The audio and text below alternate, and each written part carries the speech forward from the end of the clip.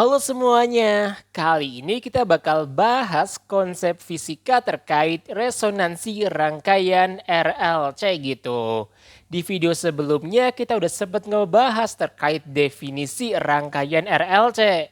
Nah, ternyata rangkaian ini kalau kita set up sedemikian sehingga dan kita ubah nilai frekuensinya, maka pada frekuensi tertentu output yang diharapkan berupa arus listrik yang mengalir di rangkaian akan bernilai sangat besar. Termasuk ketika kita hubungkan lampu ke dalam rangkaian tersebut, lampu tersebut bakal terang banget gitu.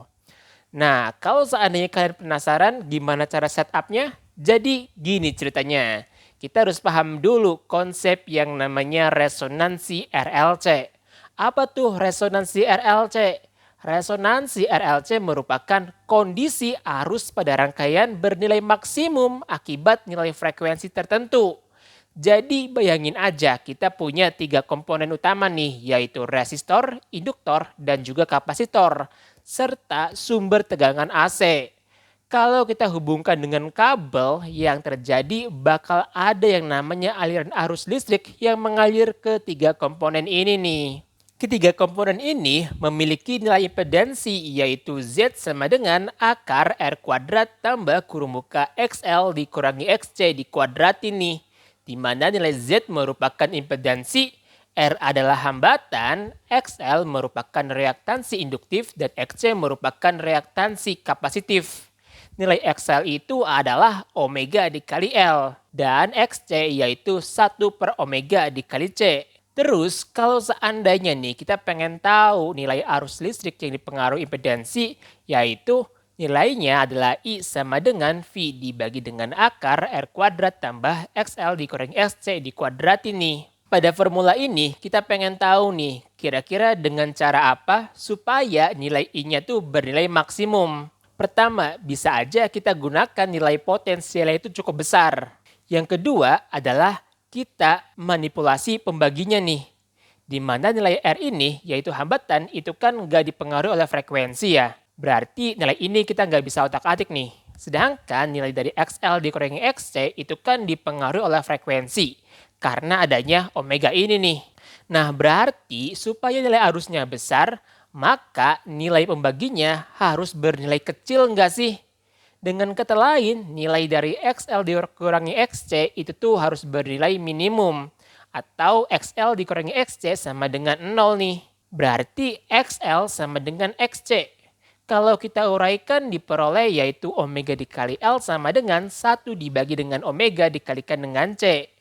Nah, nilai omega kuadrat itu tuh setara dengan 1 dibagi dengan L dikalikan C.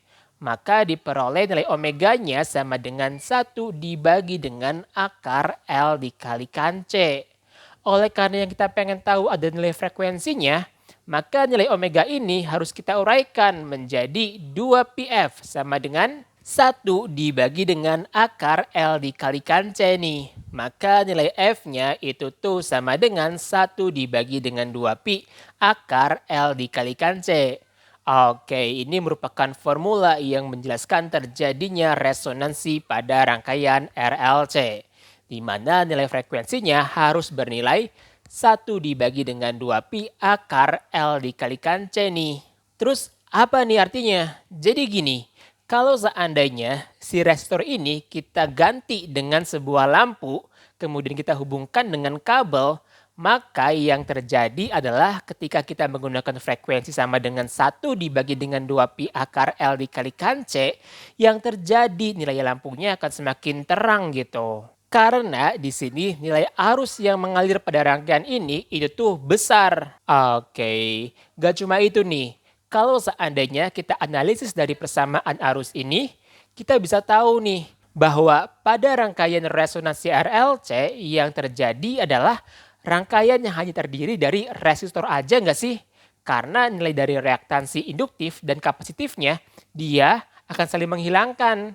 Yang tersisa hanya rangkaian yang terdiri dari resistor aja gitu. Oke, biar lebih paham, coba yuk kita bahas satu soal. Suatu rangkaian RLC memiliki hambatan, induktor, dan kapasitor berturut-turut yaitu R, L, dan C.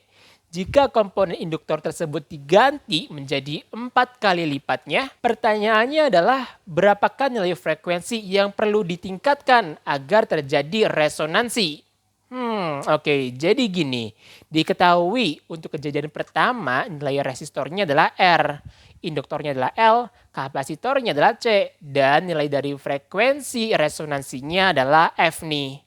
Kemudian di kejadian kedua, nilai induktornya kita 4 kali lipatkan. Kira-kira berapa sih nilai dari frekuensinya supaya terjadi resonansi lagi gitu?